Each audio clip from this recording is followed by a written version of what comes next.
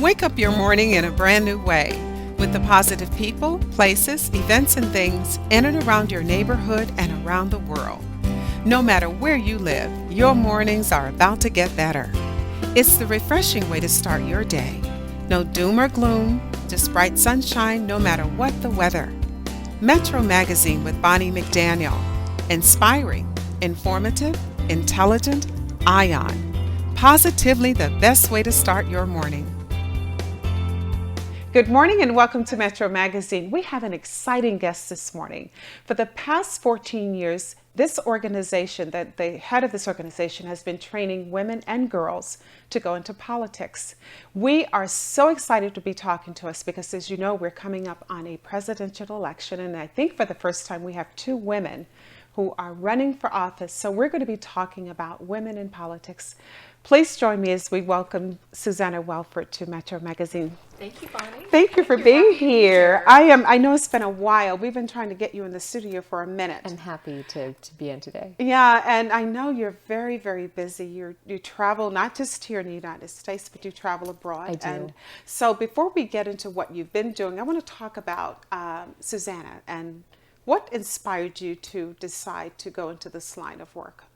Well, you know, honestly, I wish that I had a great story that I, just had this aha moment and all of a sudden said, yes, we need more women in politics. Mm-hmm. For me, it was really a gradual coming towards this idea. Mm-hmm. I grew up in Washington, so I was surrounded by politics. Both parents worked in politics. Mm-hmm. And I came back to DC after college and I did political jobs. I worked in the Senate. I worked in the as we're going to say, the first Clinton White House. I worked for Bill Clinton, and really through many of my early jobs, I felt absolutely equal to my male colleagues. Mm-hmm.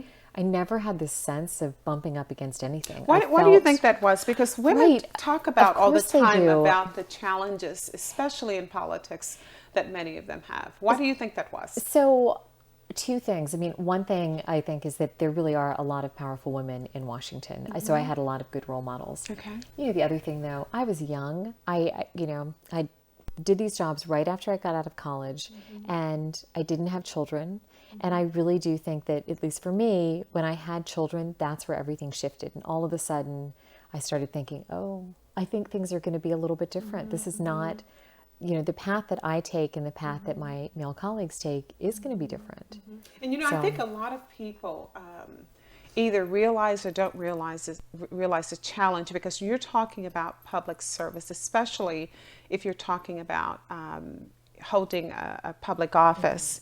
Mm-hmm. The challenge in terms of your time is very, very great. So was that something that you also thought about? So I did think about the challenge of running. And when I talk to women, both here in the States and abroad, and really women of all ages, and when you ask them, well, are you interested in politics? Do you think it'd be a good thing if we had more women leaders? Mm-hmm. Everybody thinks it's a good idea to have more women leaders. Mm-hmm. Like across the board, wherever you are in the world, people get that, wow, things are not very balanced, and having a balance might actually make things work better. Mm-hmm. But one of the things that always comes up is politics is a job that requires your whole self. Mm-hmm. And many women will say they're too smart to want a job like that, that's going to take them away from everything else in life. Mm-hmm. I don't think it's true. Mm-hmm. I really don't. And that's part of our message to young women is maybe you don't have a realistic view of what politics is. Mm-hmm. So you talked about the fact that your parents, both of them, were in politics. I want to go to your journey, because you mentioned that when you graduated from school that you went into working for different senators and so forth and so on.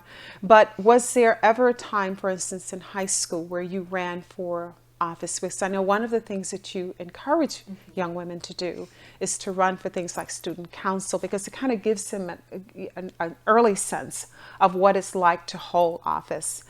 So talk about that for a minute. Was that something you did? So, the truth is, again, I wish I had a better story. Yeah. I was president of every class, from the time I was in kindergarten. The truth is, I was a very shy child, and a marginally shy young woman. And so I actually did run for student council when I was in 10th grade at a new school.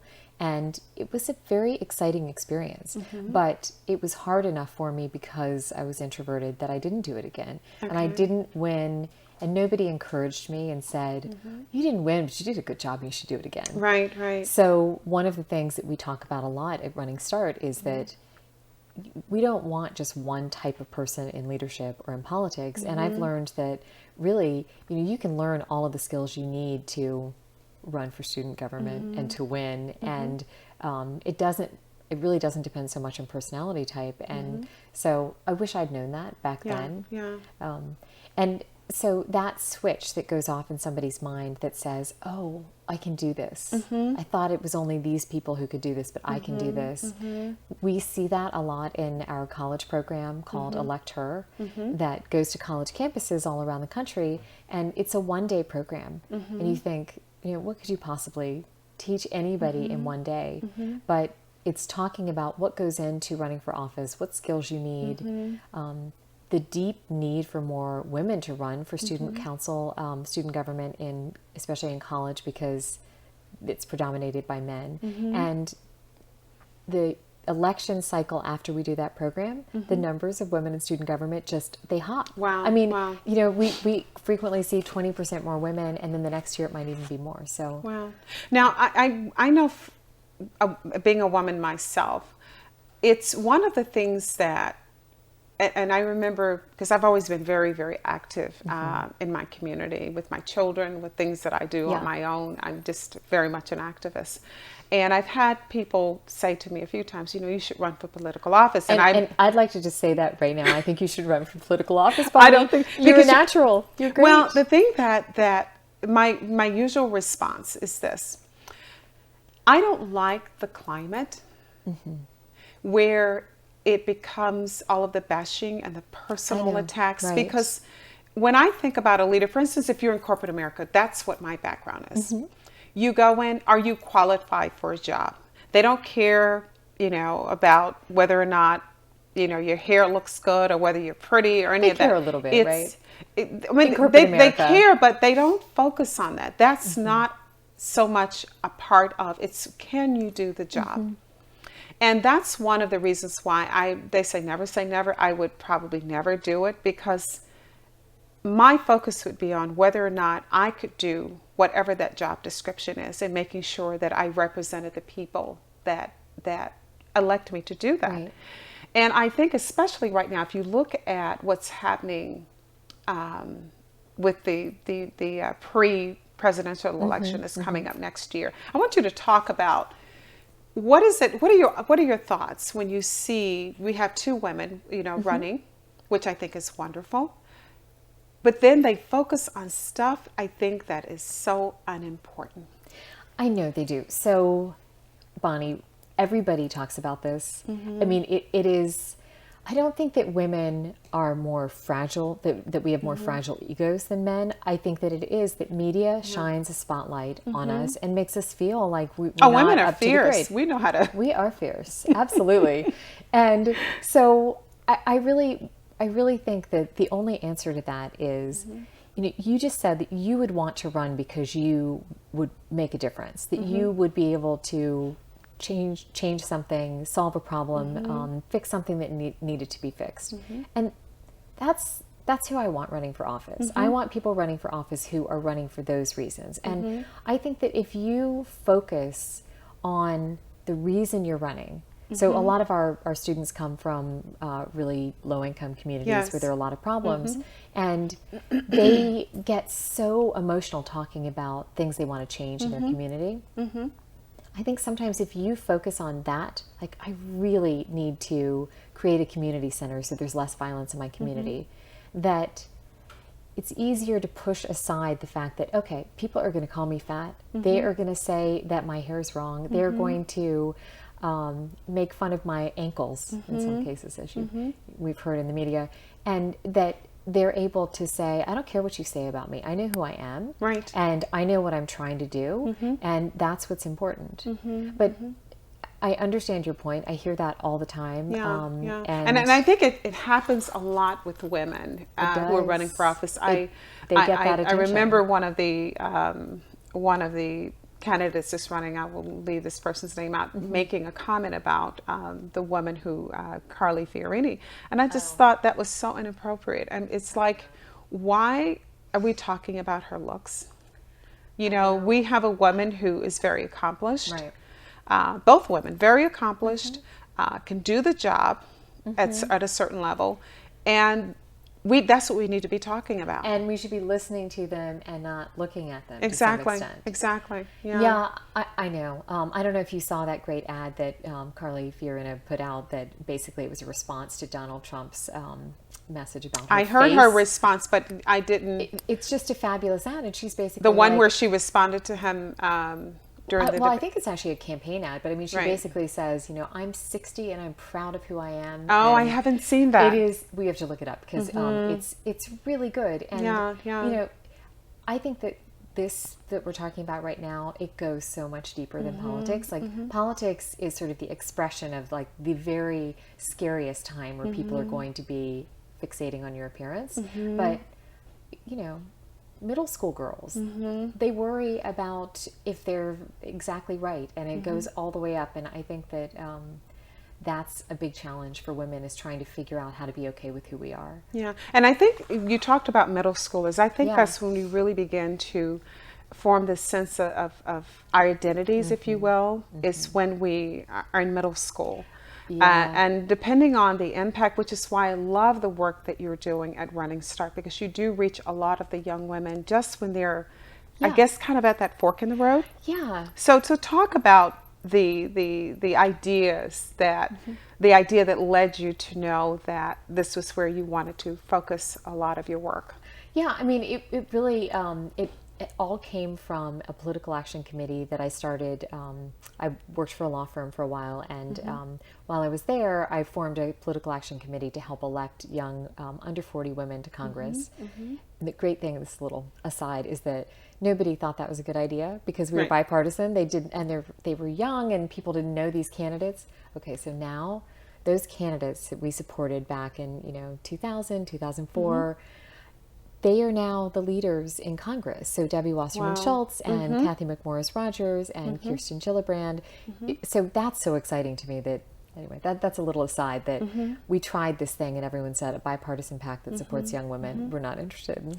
And you know, actually, it's great. And that's one thing I did want to mention to Yeah. our audience is the fact that Running Start is a bipartisan. I mean, you train Deeply bipartisan. Yes, so, and unusual because we're bipartisan. Exactly. But you know, I think that that becomes an important point for people to rest on, because we're talking about a country that's mixed, that's made up of all different kinds of people with different political views, and that's one of the great things about America. I agree. And you're really training young women, first of all, to be confident and say, you know what, I'm a Republican, or you know what, I'm a Democrat, Right. and to be, And I believe X, and Y, I Z, believe, and I'm and you know okay what, with it. yeah, and Yeah. it's a very interesting, I think, dynamic in terms of how you approach the work that you do. And so we're going to talk a little bit more about Running Start, some of the things you've done in the past, where you are right now, and what the future looks like. So we're going to take a quick break and come back. It's that time We'll of be the right year back when with many more high Mentor school Magazine. students start working on their college applications. You may not know actor Hill Hopper from hit TV shows like CSI New York and the new network TV drama Limitless. But what you may not also know about Hill is that he's also an accomplished author, philanthropist, and youth development activist who helps to mentor children. Hill was active in the National Honor Society as a high school student, and today he's here to give back and to talk about a new campaign called Honor Your Future Now. Yeah, Honor Your Future Now.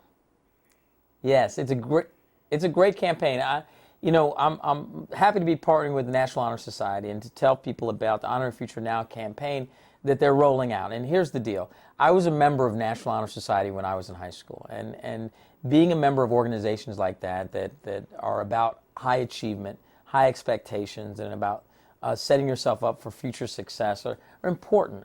But most important is getting students and parents and advisors information about education and moving forward with their educational achievement.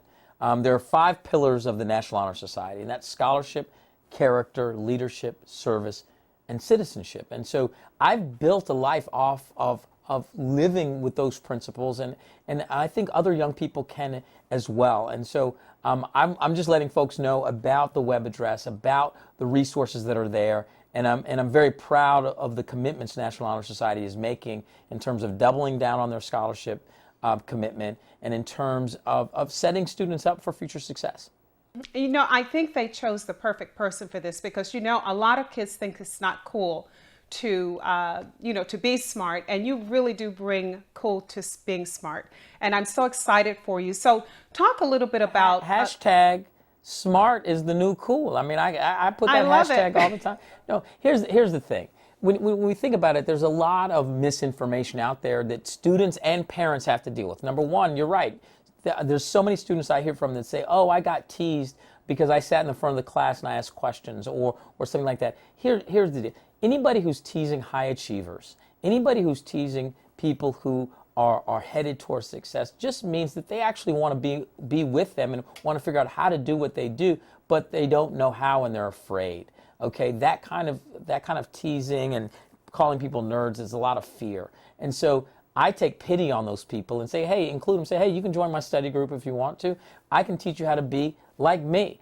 But most importantly, parents need to get educated, because parents are the number one place that students go to for information about higher education, yet many parents are misinformed. And so that's why going to this Honor Your Future Now site is important, I think, for parents, so they can be well educated and well informed.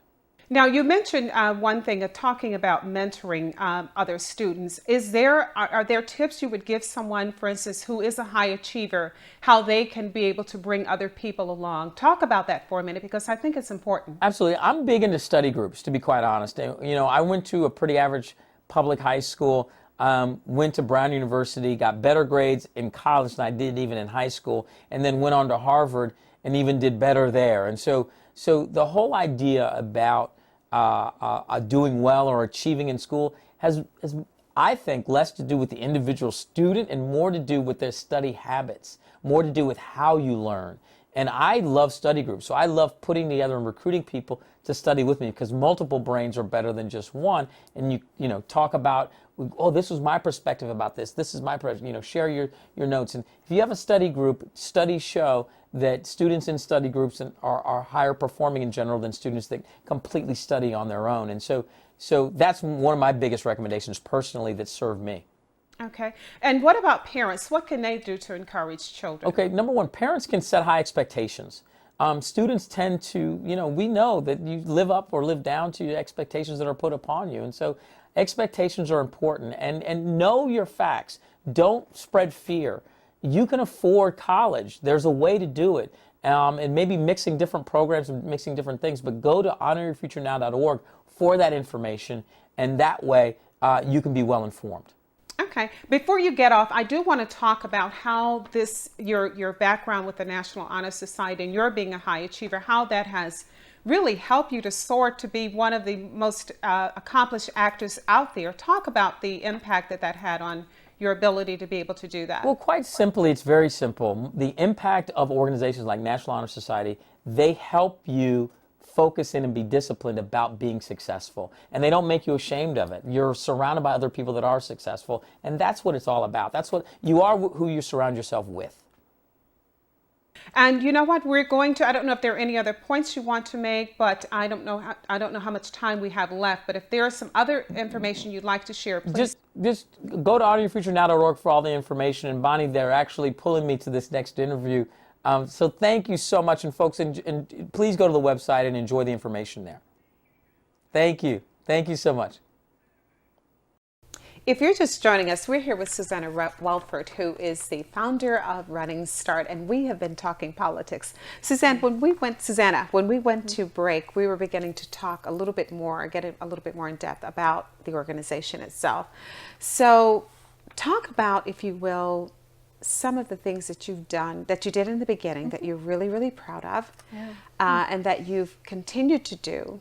And we'll start there, and then we'll kind of move the conversation on. Okay, yeah. So this job is great, and there are lots of things I'm proud of. So I could talk about that for a while. I think the main thing is I'm proud of the fact that Running Start is trying to solve a problem that a lot of other people are trying to solve, and we're working on it in a really unique, different way. So our objective, down the line is we want more women in politics, and we also want more women in leadership of all levels, but politics is our main focus. And, there have been groups working on this problem for 30, 40 years. And so when it came time to figure out how we were going to do it and do it differently, I came across this great research that talked about how, frankly, women of our age, when you ask them if they want to run for office, they say, I'm not qualified to run. I don't know enough. I don't have the skills. I'm not the right person. And so I remember clearly I went on a long walk one day and just thought about this problem. Okay, so if women my age don't feel qualified, what could we do to flip that switch? And so what we decided to do was work with high school students. And so our very first program was about 25, 14 to 18-year-old women. And the idea was we wanted to talk to them about politics, explain what the path was and what it meant to be in office and the good that you could do, and then introduce them to wonderful role models, both in politics and out. But then the most important thing was to train them in the skills you need to lead. And you know what these skills are. I mean, public speaking, messaging, frankly, media training is a really big one because being on television or the radio is terrifying. And you know what? It also, being in the media, having done both, Yeah. it helps you to think on your feet. Oh, yes. And whether you go into Yes. politics or not, I think that's a really good thing to have in your toolbox. To You be able know, to, I think so too. And it also Yeah. shows you don't need to know all the answers. no, you don't. And You it- just need to know how to respond. You need to know how to respond. You need to know Right. how to flip it and make it something that you want to Exactly. talk about. And so, you and I have lived a long time and we have learned a lot of things along the way. It's so gratifying to be able to give some of those lessons to, 14, 15-year-old girl who she wants to be the next Bonnie McDaniel, but she doesn't have any idea how to get there. And, Right. and showing her some of the tricks of the trade, it's fabulous because we do this program for a week. Right. Because we still do the high school program. And they walk out of this program different people because they've learned a little bit about what it takes to be successful. And they've conquered a lot of the fear that many of us have over these skills. One of the things that you do, and I want to thank you publicly for allowing me to be a part of some of the young women who come through the programs that we you do. love having you come in. You'll have to do more of that. Yeah, now that and- you're saying it publicly. So And they come, and I'll tell you, the last one was a reception back in the summer. And to watch these young women work the room is so amazing Right? because they come up and they begin to talk to you, and it's like, I know what I'm talking about. I have an agenda, and I Yeah. know how to get from point A to point B. And to me, that's very impressive. I think so too. And I think, a lot of adults in Washington don't feel comfortable with the idea of networking because it is kind of a terrifying thing. You're let But loose. and there's an art to it. And the thing Oh, that yes, I there's love an art. about Definitely. the way you all are teaching the young women, it's not so... I will say this. I grew up in Florida and spent a lot of my professional career in the New York metropolitan area. Worked in New York for many years. And D.C. is like a country in and of I its think so own. too. It Nobody really does is. it like we do it. Exactly. It's so Yeah. different from any place I've ever visited or lived. And I will tell you that one of the things that I see that is a little uncomfortable for me is that sometimes you can tell it's made up when people talk to you. Oh, I know. And the way you all teach the young women, it seems to be more natural, that there is a genuine interest in talking to you and knowing you That's learning nice about you say you. that. Yeah, it really is. And that's one of the things I did mention to you before, but one of the things that I think is very, very important that you do to teach people, because people communicate with other people.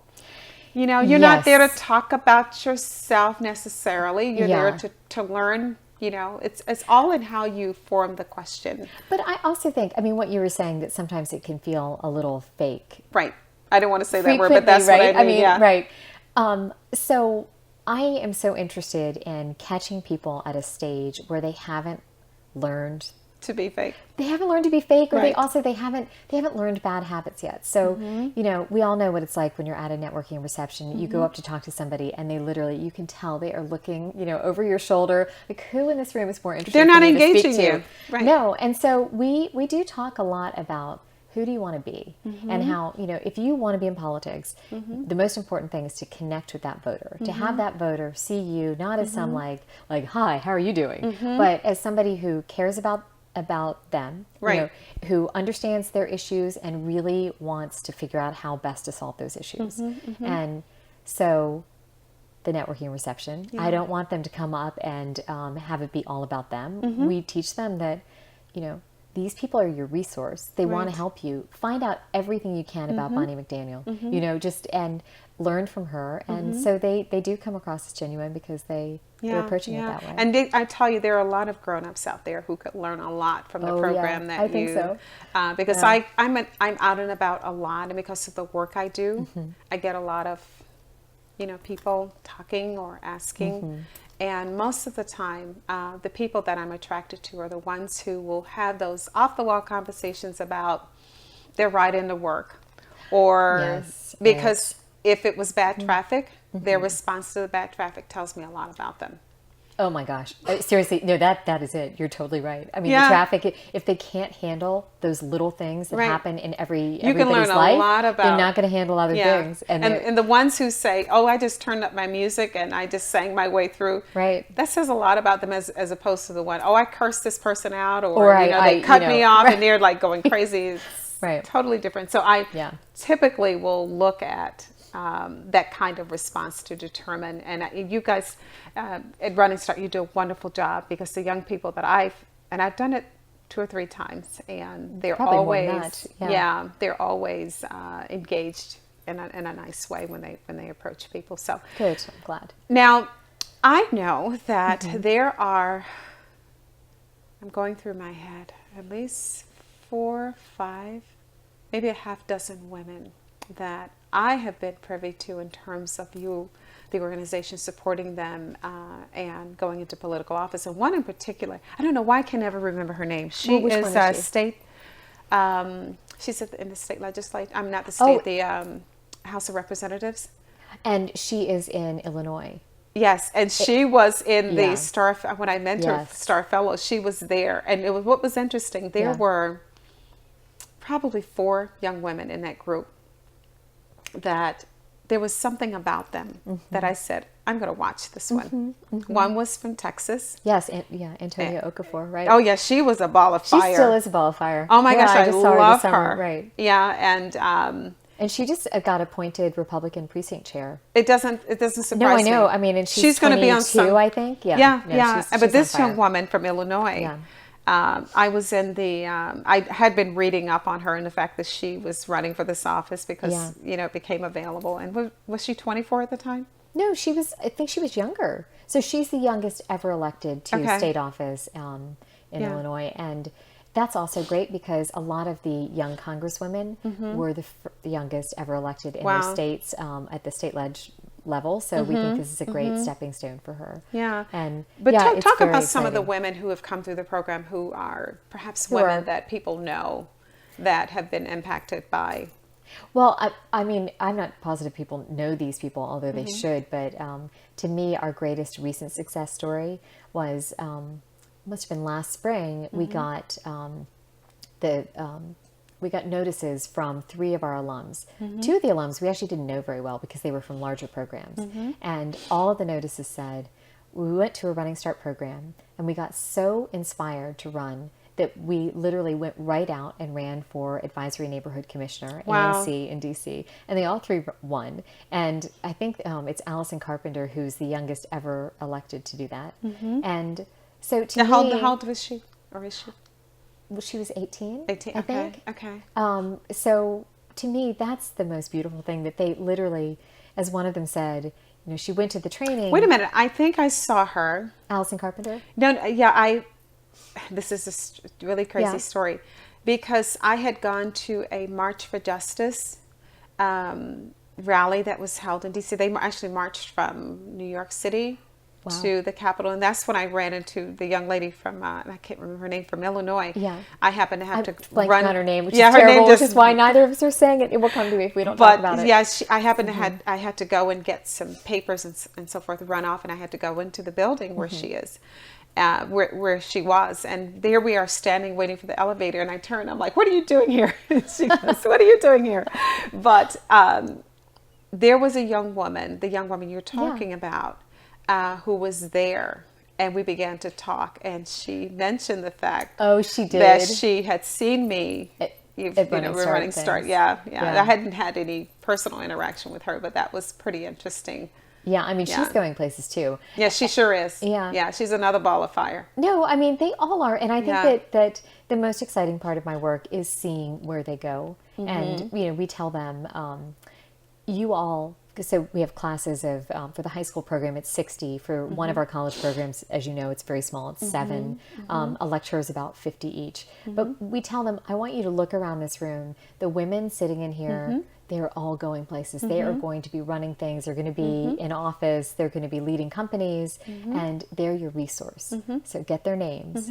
Have good relationships with them, because that's one of the most valuable things, is being in a cohort of interesting people who they can help each other. And you know what? That's one of the greatest pieces of advice I would say you could give to a young woman, or anyone for that matter, because, and I love LinkedIn. This is not a plug for LinkedIn. I love LinkedIn too, though. No, I could plug LinkedIn.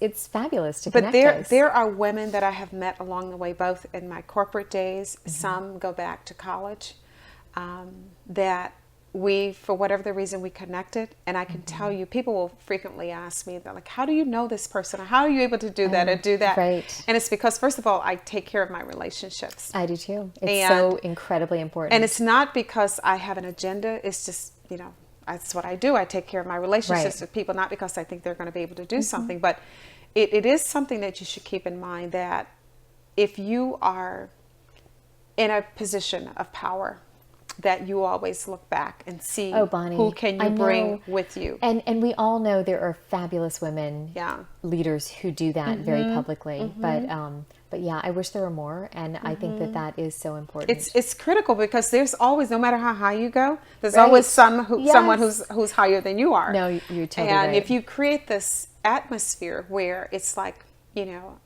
I was taken care of, therefore I'm going to take care of the people that happen to be in my space. It creates a collaborative effort and kind of attitude between women. So and I think that's important. And what you just said was, I'm in it because I care about relationships, not because I'm trying to get something. And women in particular frequently apologize for that. Like, I don't want anything from this person. Right. But the truth is, men use that old boys network to enjoy each other's company and to make business deals. And so the other side of that, though, is that I don't have a problem, and you should not have a problem, if there's someone who has something that could benefit you. You should not have a problem going to her and saying, can you help me? Here's what I'm trying to do. Would you be willing to help me? Because women tend also not to ask for help when we need it. No, and so I think that the key is, because we clearly are a little uncomfortable with the idea of a transactional relationship, is to realize it has to be push and pull. So, I mean, our relationship is like that, actually. Like, we've helped each other. You do nice things for me. I do nice things for you. And it's not, we both premeditated. We both get what we need for the work that we're doing. No, and that's important. And it's like, as something, it was interesting.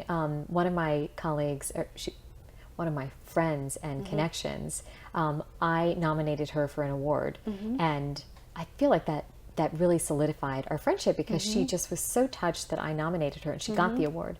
And then a few years later, she turned around and she nominated me. Wow. Not because, for a different thing, not because she was worried about payback or she wanted something from me. But I think that when you have a genuine connection with people, I'm going to be looking out for Bonnie, and you're going to be looking out for me. And that's what I want to teach them, that you can't step on the people below you. Oh, no, never. Because you'll eventually run out of space to walk in. Yes, and you will not be loved.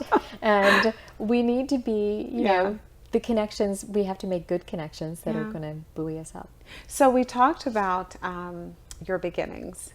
Talk about what's going on with Running Start right now, because I know you. I think you're getting ready. I saw this was public.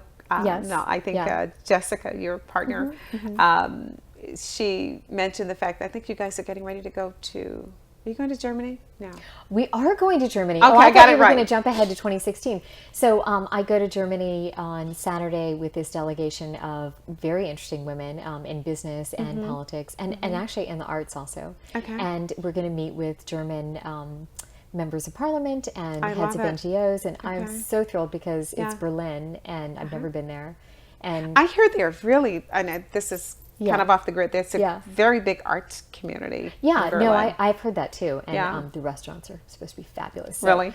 Um, And see, this is terrible, but when I Yeah. think of German food, I think of a Sausage? particular. Yeah, I do, and I don't eat sausage, so it's like I don't you're get like, really This excited. is not going to be. Well, I'll let you know if I get to eat more than sausage. But at the restaurants, but you know what I Yeah. imagine, because it is a very artsy community, that you probably have a lot of transplants from different countries who I come think in you and do. you get I an think it's eclectic. very diverse. Yeah, yeah. So- But that's one of my. I feel like that's the sort of the reward sometimes for doing a lot of difficult things here is that I get to go abroad and meet with women from totally different cultures and find out how they're doing things. I mean, first of all, this is news to no one, but nobody in the world really has gotten this balance right. right. I mean, there's no place in the world. Rwanda has more women than men in their legislative body, but just barely. And learning how they do things and what mistakes they've made and sharing what we're doing, I love it. I come back richer. You know? And you know what I've noticed is that, and this is probably because I'm an American, I'm all settled, and I just think everything is, a certain Right, way. right. But I do notice that the women in developing countries or some of maybe the, countries that are already developed, that when they step out there, there's a totally different attitude, I think. And maybe it's because they have to push so much harder because they don't have all the freedoms we have here. Yeah. And I just noticed it's different. Am I No, I think it is. mistaken? No, I think it really is different. I think it's different in the challenges that they're facing and the way the Yeah, government challenge set makes up. you respond differently. So am I? No, I think that's totally right. It's funny though, because what strikes me the most, no matter where I go outside of the U.S., is that the challenges tend to be very similar. So even we had this wonderful woman from Zimbabwe in the office the other day, and she's talking about how if you run for office there, your family could be in danger. I mean, And that's what I think about. And I mean, Right. it's like you're making a huge sacrifice because it could you be are. your life. No, absolutely. Yeah. I mean, there are plenty of parts of the world where the external barriers are just, they're huge and fierce, and American women cannot imagine doing anything that would, put our family in jeopardy, running for office to put our family in jeopardy. And I think that's what I mean is that the I don't know, I guess it's the sense of the sacrifice. Yes. It And seems thank to God come there are across. people who do that. I Yeah. mean, and that's really what I think. But I do think that the really fascinating thing is that even in a country like Zimbabwe, that where the external barriers are so high you can't imagine anybody, like a heroine is going to decide to run for office because you have to have such courage to do it. But even there, they face the same issue that women hold themselves back and think, well, I'm not the right one to do this, or I don't know as much as the men do. So it was interesting talking to her about the problems trying to get young women to run, or women to run in general. So we talk about, well, it's really, really dangerous. But there are also all these other factors that are the same for American women. And that's so interesting to me. I mean, you'd think it'd be totally different. And, Wow. and it's not. And I would love for more American women to get that opportunity to hear from women in these countries where external barriers are Well, just... don't get my little mind to go to racing here because there's a way to do that. Oh, yeah, I know. Yeah, and, yeah. at some point, we want running start to expand internationally, but But we even have work to do here bringing, first. even having a conversation here Yeah. in its current state Yeah. of women who are potential leaders or leaders from other countries, Yeah. and sitting down and talking Yeah. about. I know last year, I guess it was last year, that I had the honor of you guys recommending me to the State Department. They were doing Oh, the interview, right. and I Yes. remembered, and it was, I want to say, it wasn't Liberia, it was It was Sierra Leone. Sierra wasn't it? Leone, yes. Right. And right. the gentleman who was interviewing me, his questions were very interesting because they were all focused on, do you think women should be at home? And, what are the challenges and what's the responsibility? And I was like, oh, wow, this is interesting. You mean because it's not that different? No, it isn't. I know. He verbalized it where a lot of men here, they... Right, they're too scared. They know better than to ask those questions. They're being PC, but he was like, who's going to take care of the children? Okay, but I mean, so I was in Russia two years ago, and I did have a man stand up in the middle of my talk and basically heckle me like, if women are off doing these things, who is going to take care of the men? I was like, wait a minute, but who's going to take care of the women? Like, you're not a child, you're a grown up. Yeah, I was really kind of horrified. That is too funny, too funny. So you mentioned, again, we're going back to the conversation, you're going to Germany. What is it that you're hoping to accomplish on this journey? Well, I mean, Germany's an interesting case because Germany, they have Angela Merkel. I mean, they have this. They're very developed in terms of their. Yeah, and I've actually met a member of Parliament already who was just this fabulous, dynamic woman. She came to the U.S. Probably early this year.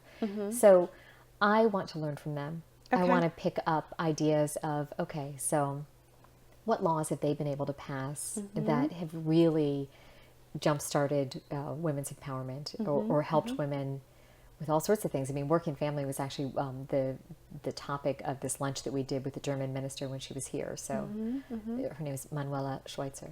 So I want to learn from them. Wow. And hopefully we'll have things to teach them too. We're going to take another quick break, and we're going to come back and I want to talk a little bit more about your Star Fellows program because there are a lot of young women who can benefit for that. So we're going to take another quick break, and we're going to come back with more Metro Magazine.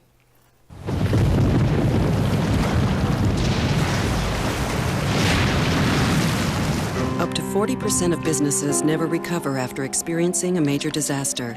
Make a plan at ready.gov/business. Susannah, when we went to break, we were just beginning to talk about one of my favorite pet projects with running your Star Fellows program. Right. Tell our viewing audience, what is Star Fellows and what is it that you hope to accomplish with that?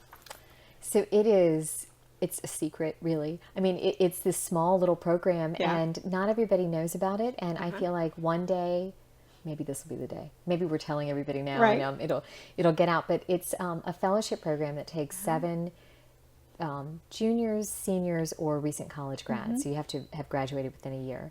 And we put them up in a house on Capitol Hill. We give them a nice stipend so that they can afford to live. We put them in female members' offices. We get them fellowships. And then every Friday we bring in, frankly, fabulous people like you to talk to them about how Washington works, why politics is important, what are the skills you need to know, and we practice those skills. And the young women get so much out of it. I mean, it's just it's a fabulous program, and I'm very proud of it. And that's where I met the young woman I mentioned earlier about the young women, the one from Texas, and also the one who's from Illinois. From Illinois. And we're going to remember her name 3 o'clock in the morning. No, we are. We're going to remember it before this is over. We'll remember. Oh gosh, but. And because I really, really like that program a lot, because I saw the transformation, if you will, of the young women. And when they left, you kind of knew that they were leaving with orders that they had created in their own minds, and that they were going to go out and do fabulous things. Now, you talked about, you touched upon something that I also like to discuss a little bit more about the idea of why it's important for women to go into politics. And I want you to do it on a broader scale. Why is it important? So, Bonnie, it's funny. When I talk to certain audiences, that never comes up because everybody's like, well, of course it's important. We don't need to discuss it.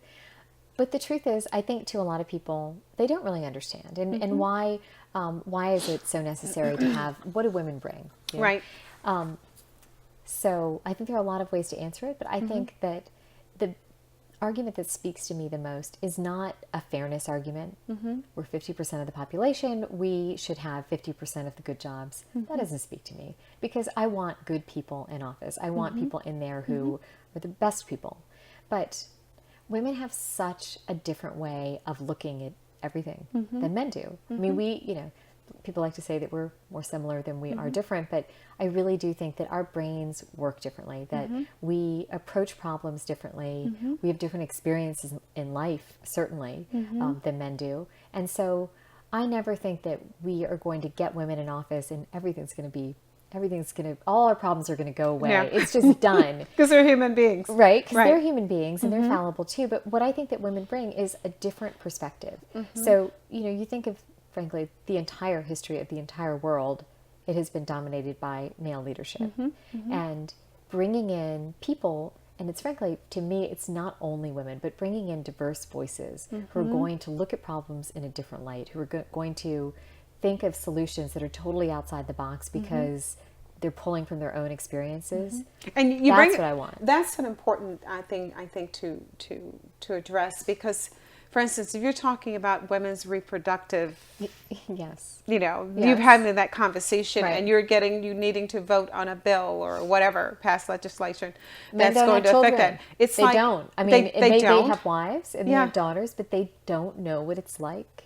Exactly. I mean, and that is So how, because you're not unique. you're not bringing that experience, if you will, Right. to the table. So that's I think a prime example of why we need a diverse group of people, making decisions Yeah. about what happens to the rest of the country. So we've talked about Running Start in the past. We've talked about where you are right now. If someone were to ask you 5 years from now, 10 years from now, if you could just write a check or write a scenario of where Running Start would be, what would that look like? Oh, so we think about this all the time. So I've been running the organization. I founded it in 2007. I've been the president ever since. And I think the way I've been able to stay in this job for so long and still be very challenged is every single program gets changed up every year. Not major changes, but enough to make sure we're always honing them and making them a little bit better than they were before. So we talk about the 5 years, the 10 years almost obsessively, because all of us involved with the organization, we really do have this vision that we want the program to be in every state, so that when there is a girl interested in politics or who just desperately wants to know what it takes to be a leader and have somebody teach her, that we'll be there in Ohio. How many states are you in right now? Well, so we do programs in California, and we've done them in Michigan and in New York. But we've had girls from... I know, from all I'm over. just trying to think. I think that there's one of the Dakotas we've not had. So I think it's North Dakota we've never had, but we've had every other state. And so right now we're bringing them to DC, but that means it's a limited pool. And we have to turn down these incredible women who just... they want to come to the program for all the right reasons, but capacity-wise, we can't accept them. So I want to go to them, and I want to have programs in every state so that, we really can So connect does with more that girls. does that look like maybe engaging some of the organizations that are present in some of the states, maybe Bonnie, partnering with them? I love the idea of partnerships, and we do one of our biggest programs, the Electoral College Training, we do with the American Association of University Women. Okay. And thank God for them, because they're big, we're small. They've been around 150 Because years. that's We've the been way to around 10. cover a lot of territory very quickly. Yeah, it is great. And I think that nonprofits don't work with other nonprofits very nicely. And so we're trying to break the mold, and we're always open to partnerships. Because we all have the same goal. There are so many groups, we're all pushing towards the same goal. We all have little different pieces of the puzzle. And so I think that's so, we're talking about collaboration and working, with other people and playing nicely. And I think that that's really, really important. What do you think the barrier is when you talk about the fact that nonprofits I not know. working I know so what the well barrier together? is. What's the barrier? It's money. It's Okay. that we are Oh, they're all trying competing to- for the same funding sources. And so just yesterday I had a meeting, and the person I had the meeting with was also on the board of another nonprofit that's interested in women's leadership. That I love. I love the nonprofit, actually. It's called All In Together. And he was saying, why do we need two of you? And I think that I gave him a really good answer, that, she is solving a piece of this puzzle, and we are, we're sort of the back end. So she's working with older women and working on more than just politics, and Running Start is very focused on, we just want these young girls to understand they can run for office. We want it to be a tool in their toolkit. We want them to know that politics is open to them and that they could do real good if they got in. And because I that's the way I think. I'm always thinking, okay, I'm trying to cover a lot of territory. I can either wear myself out covering it, right, or I could look at other organizations or other people out there who are doing something similar, and we put our heads together, and the work just kind of, I help them, they help me, and we dot all over the place. And funders are getting smart about that, and they're understanding that actually they like now giving to groups that work together. So that's one of the nice new developments. Okay. So one of the things you want to do is to kind of duplicate the effort in individual states. What about abroad? You had mentioned earlier that you wanted to look to the future, maybe having a Running Start. So Bonnie, so I think that these American groups who go into other countries and say, hi, here we are, we're going to teach you how to do something because we're American and we know everything, we're the best. So I definitely don't want to do that. Because that happens all the time. Like, that's America, not cool. We're number one, we've got it. So when I envision going abroad, it's really that it'd be interactive. Really to encourage, maybe? Yeah, because I don't know anything about what it's like to be in a country that has no freedom. Right. So I don't think we can go in there and say, we figured this out. But I think getting them into a conversation of, these are some barriers that appear to be universal to women. And once you are aware of those barriers, it's much easier to knock them down. So that's the sort of program I would like to do. And we've done programs in Sierra Leone, and then I've been in Russia and the Maldives and Sri Lanka and Belgium and Kuwait. Okay.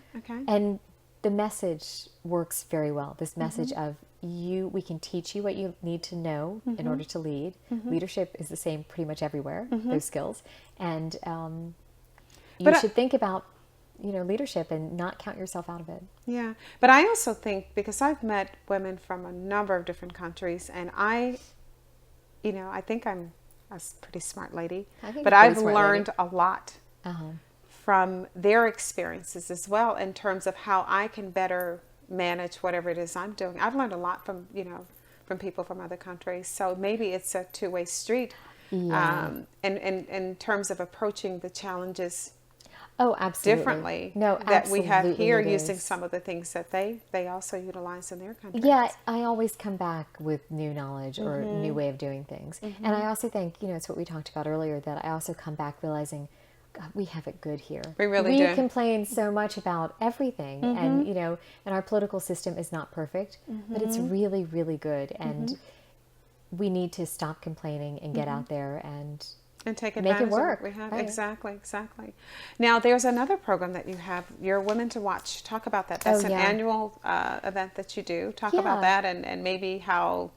Maybe there's some people out there that can help you with that effort, because it's coming up in the spring. Yeah, it's March 15th. So we launched Running Start by doing that event back in 2007. That was our first event, which is kind of bold to do that right off the bat, but it worked very well. And we started out just finding really inspirational young women in the community who were doing big things, not necessarily only in politics, although often in politics are related.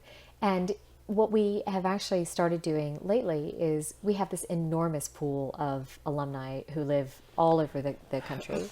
And so we now do a contest called Run with Running Start, where we ask them to do a video and talk about why they think they're a good leader. And then we end up, I think we narrow it down to 10, and then we bring 3 of them to DC to actually be at Women to Watch, and then the audience votes on them. Which is actually brilliant, because I like that. It's like they are running a real campaign. Right. So all of them, they actually have to go out in their community and knock doors and get signatures. They have to do a real sort of campaign style video. And then being at Women to Watch, it's 400 of these incredibly inspirational, fabulous people. Bonnie, you come every year, and they have to convince you that they're good enough and that that you should vote for them.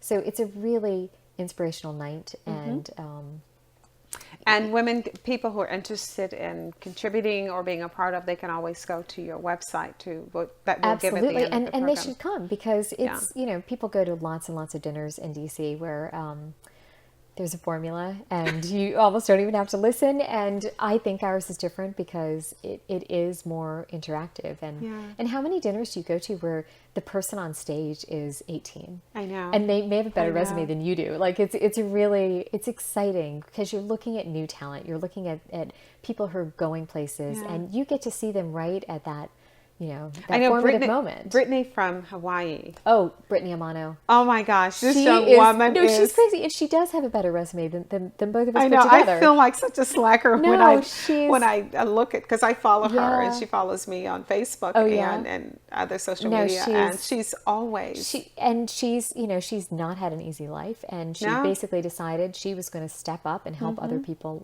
who'd been through similar things, and she went through our summer program this summer. Yeah. No, and then, she's something else. yeah, and there are dozens more like her, Exactly. and I'm so proud of them. And I've started going to events in DC where I run into them. So I was at this fabulous L'Oreal Women of Science Awards, which was that was really inspirational because they honor these young women scientists. And there in the audience was one of the women we honored 2 years ago. Wow. And she had been invited there because she's actually now going to do an environmental TV show on Fox called, I love I can't it. remember, but it might come to me. But anyway. Okay. Yeah. Wow.